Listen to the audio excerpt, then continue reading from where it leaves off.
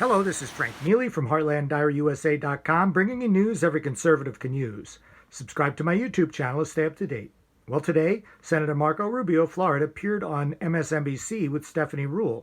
Never a great idea for a conservative politician, but Rubio actually came out of it quite well.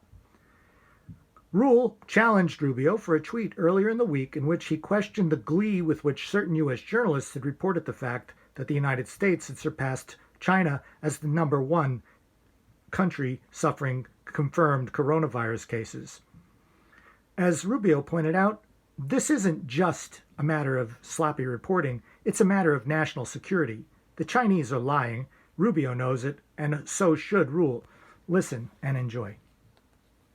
Well then, with all due respect, sir, you're not immune to finger pointing yourself. Earlier this week, you called out people that share my job, and I do have to share your tweet in its entirety, or not actually its entirety because I can't get to all of it, but I'll share just the beginning, where you wrote, "Some in our media can't contain their glee and delight in reporting that the U.S. has more coronavirus cases than China. Beyond being grotesque, it's bad journalism." I need to ask you this because I'm a journalist. We're not just some personalities. You called out journalism. And I need to understand why on earth you did this. Well, because there are some journalists that were doing exactly what I said. And I posted some of their tweets. An editorial cartoonist, I think, is considered a journalist. A columnist for GQ is considered a journalist. A magazine that's distributed at least online is considered journalism. And every single one of those and others had headlines about how we're number one. They got that trending last Friday. Now, that's why I use the word some. Just like often I read reports about how some Republicans are doing this or some members of Congress are doing that. I don't know what other word to describe who's doing something and who isn't. And I don't know what other word to use to describe these. But if you're criticizing people for wasting... Go ahead, I'm sorry. But, sir, just a moment ago, you said we shouldn't be wasting any time pointing fingers or criticizing, and that's exactly what you did in that tweet. Yeah, but the difference is that this is an ongoing deal here that we're dealing with right now, and that is a Chinese propaganda effort to put out that they have handled this perfectly and we have not.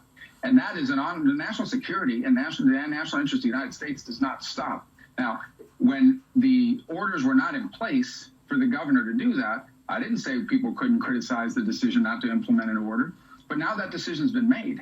And in the case of that reporting, maybe it's diminished in the last few days, but there were many days out there where people were basically taking the Chinese number of 80-something thousand infections and saying, look how great they did it, and look how bad we're doing it. And that's not only wrong, that's a national security issue. We know that is a propaganda influence effort that they're undertaking along with Putin and Russia and even the Iranians. And national security and the national interest of this country does not stop because that's an ongoing concern even in the midst of this crisis.